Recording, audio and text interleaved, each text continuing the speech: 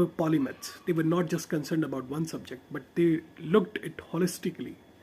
For instance, Hobbes was not just interested in the human nature, he was also much interested in biology. He was influenced by the work of Rene Descartes, especially on the works in science and on optics. He was acquainted with the uh, Bacon, Descartes, and later on, the later generation of philosophers like liberal one, John Locke, was initially influenced by this great philosopher Thomas Hobbes. There is a famous saying that he used to say that he and fear both were born together because it was a time in which Hobbes was living. It was full of wars. War was a continuous feature. He was living in a state of nature that, in his famous terms, he described as that the life in the state of nature is short, brutish, and nasty.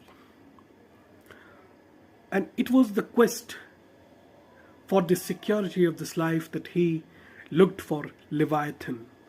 Leviathan, a powerful or absolute monarchy who can provide, or the people can resort to this Leviathan for security of their life. Because the time period in which this book was written and published in 1551 was a time period that the society was graded into different sections. There was the age of lords, barons, parliaments, kings, but there was no unanimity on this question: who is most powerful, who can be resorted for the security of life. That is the quest of, or his concern for Leviathan that he was looking for. He later talked about the state of nature, in which, as I have previously mentioned, that life in the state of nature was so. And Hobbes basically is a conservative in the sense that he provided a greater power to the sovereign. And interestingly, one of the interesting thing that quote resonated in the formation of the American Constitution was that the answer that Hobbes was looking was found in the work of John Locke and especially the Montesquieu.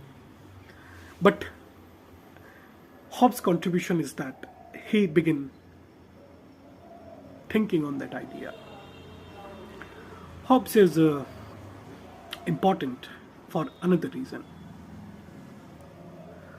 Because conservative labeling by these